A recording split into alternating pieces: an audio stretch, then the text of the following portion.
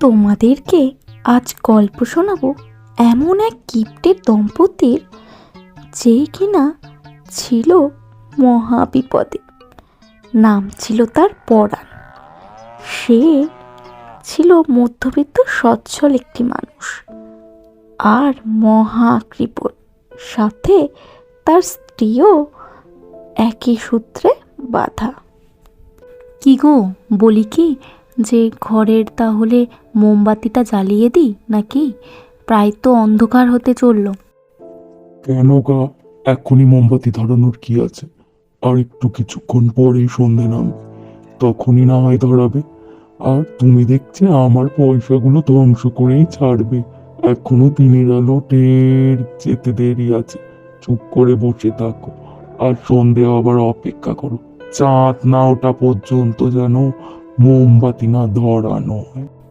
কালকেই এই তোমার জন্যই তোমার খাবারে মাছি পোকা পড়েছিল, আর এই অন্ধকার করে রাখার জন্যই তুমি কালকে রাত্রে খেতে পারোনি। আমার আর কি, তুমি যা বলবে তাই হবে, আমার তো আর কিছু নয়। খামোকা মাছের দোষ দিও না তো। তুমি ভাতটা ঠিকঠাক বেড়ে দিতে পারো, তাই আমি খেতে পারিনি। নিজে জানো না কাজ, আর পরকে দোষারোপ করা, যত সব। ঠিক আছে, হয়েছে হয়েছে। তা রাত্রে কি দিয়ে খাবে শুনি? কি দিয়ে খাবো আবার? ওই সকালের ভাত আছে না, ওই ভাত আর একটু নুন আর তেল দিয়ে খেয়ে নেব। বেশি কিছু রান্না করতে হবে না। আর এমনিতেই কদিন খুব খরচ হয়ে গেছে। খরচ না চাই, কি এমন বাজার করেছো সারা সপ্তাহে? এনেছো তো দুটো বেগুন আর আলু, তাও বেগুনটা কানা। কি করো, এত টাকা পয়সা গুছিয়ে যে কাজ ছেড়াতে লাগবে, আমি বাপু বুঝি না। বৌদি, তুমি তো জানো আমার বাবা তোমার বাপের ঘরের গায়ে ওইদিকে কাজে যায়। তো কালকে তোমার ভাইয়ের সাথে দেখা হয়েছিল। তোমার ভাইরা আগামীকাল আসছে, তোমাকে জানিয়ে দিতে বলল।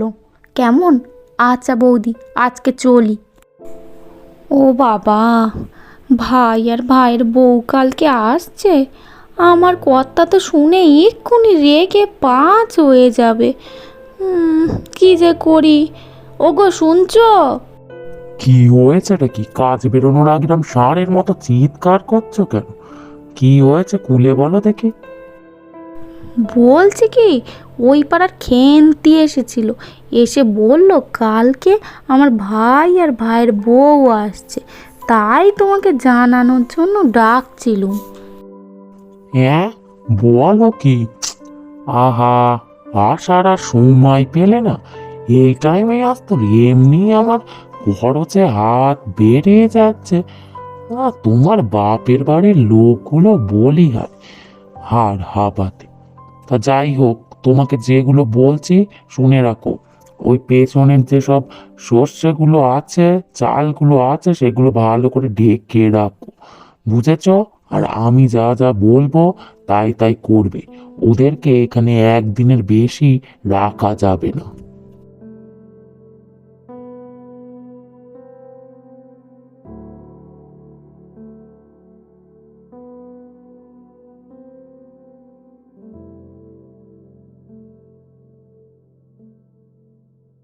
দিদি, ও দিদি, কোথায় তুই?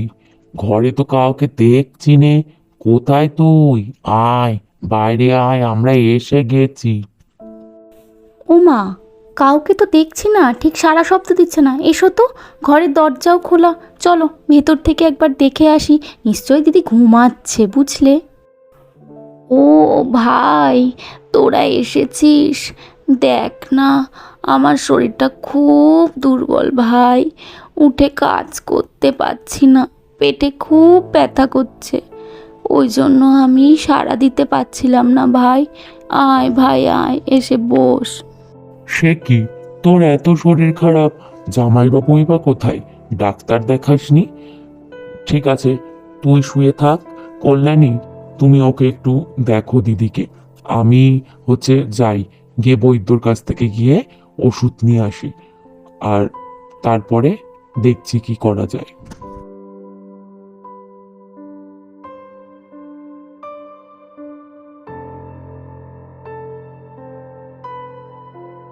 তা দিদি, সকাল থেকে নিশ্চয়ই তোমার কিছু খাওয়া দাওয়া হয়নি। কি রান্না করেছো বলো, আমি বেড়ে এনে দিচ্ছি, এনে তোমাকে খাইয়ে দিচ্ছি। আর তোমাকে কি বলবো, কিছুই তো রান্না করতে পারিনি, ঘরে দানা পানি কিছুই নেই, তাই আর কিছু রান্না করতে পারিনি। তোমার জামাইবাবুর তো তেমন ভালো অবস্থা নয়, কি করব বলো। দিদি তুমি কিছু চিন্তা করো না, আমি কিছু একটা বানিয়ে নিচ্ছি। আর আমরা যখন এসে গেছি কোনো সমস্যা নেই তোমাদের। দিদি, আমি বৈদ্যর কাছে গেছিলাম, সে বলেছে তোর এটা না খাওয়া দাওয়া বা দুর্বলতার কারণে হচ্ছে। আর জামাইবাবু, একটু ভালো করে দিদিকে খাওয়ান। আর আপনার যদি খুব অসুবিধা হয় বা আর্থিক সমস্যা হয়, আমি এখানে থাকবো যতদিন দিদি সুস্থ না হবে, ততদিন আমি এখানে থাকবো। আপনি কিচ্ছু চিন্তা করবেন না। চলো কল্যাণী, আমরা বাজারটা করে নিয়ে আসি, দিদির জন্য কিছু ফলমূল কিনে নিয়ে আসি, আর এখানকার বাজার করে নিয়ে আসি, তুমি এসে রান্না করে সবাইকে খেতে দেবে। ভাবলাম তোমার শরীর খারাপের কথা শুনে তোমার ভাই মনে হয় বিদেয় নেবে। এ তো দেখছে বিদেয় নেবার মতো না। এ ভাবছে এখনো 6 মাস থাকবে। আহা গো, কি হবে! না না, এতদিন থাকতে দেওয়া যাবে না। না হয় আমি সব বাজার ঘাট সব কিছু করে ওদেরকে চব্য খাওয়াবো, তাও ভালো। কিন্তু ওকে আমি থাকতে দেব না এখানে, তোমাকেই বলে দিলুম। আমার ভাই কি এমন করেছে, ও দিদির কষ্ট দেখে ও বাজার করতে গেছে, তো কি হয়েছে? এমন কিপটে মোর আর জীবনে দেখিনি।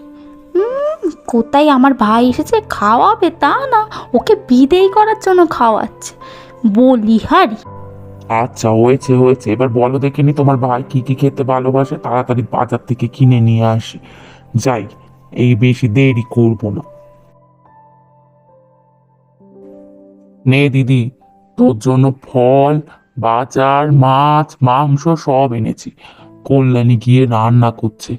যা, তুই এখন বিশ্রাম নে, ও রান্না করে তোকে খেতে দিচ্ছে। আর শালা বাবু, তোমার অত কাটাকাটনি করে ওসব আনার কি দরকার? আমি তো এনেছি, দেখো কত কিছু এনেছি। হ্যাঁ, তা বলি, তোমার নিশ্চয়ই কাজকর্মর ক্ষতি হয়ে যাবে, তা দুটো খেয়ে দে, সকাল সকাল রওনা হও নাকি? সে তো আমি রওনা হবই জামাইবাবু, আজ গেলেও যাব, কাল গেলেও যাব। তবে আপনাকে একটা কথা বলি, বয়স তো অনেক হলো, এবার কিপটে মিটার সারুন। কি করবেন এত টাকা পয়সা নিয়ে, যেখানে নিজেরাই ভালো করে সুখ ভোগ করতে পারবেন না?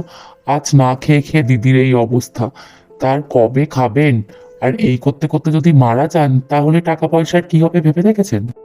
আর আমরা আসবো জেনে ভাড়ার ঘরে চাল লুকিয়ে রেখেছেন, সবজি লুকিয়ে রেখেছেন, শাক সবজি ধান ক্ষেতের টাকা পয়সাগুলো লুকিয়ে রেখেছেন। এসব ভাবছিলেন যে আমরা বুঝতে পারবো না, কিন্তু আমরা ঠিকই বুঝেছি। হে মা, এসব কথা বলে তুমি আমাকে লজ্জায় ফেলে দিলে শালাবাবু। আমি বুঝতে পারছি তুমি ঠিকই বলেছো। আর আমি কিপটেমু করবো না, যে কটা দিন বেঁচে আছি ভালো করে খেয়ে দিয়ে কাটাবো। আর তুমি তুমি আজকেই নয়, তুমি 6 মাস থাকো, আমার কোনো সমস্যা নেই, কোনো সমস্যা নেই। হুম। 6 মাস তো থাকবোই, কিন্তু এর পরের বার এসে দেখি যদি আপনি কিপটেমু না ছাড়েন, তো এখান থেকে আর যাবই না, মনে থাকে যেন।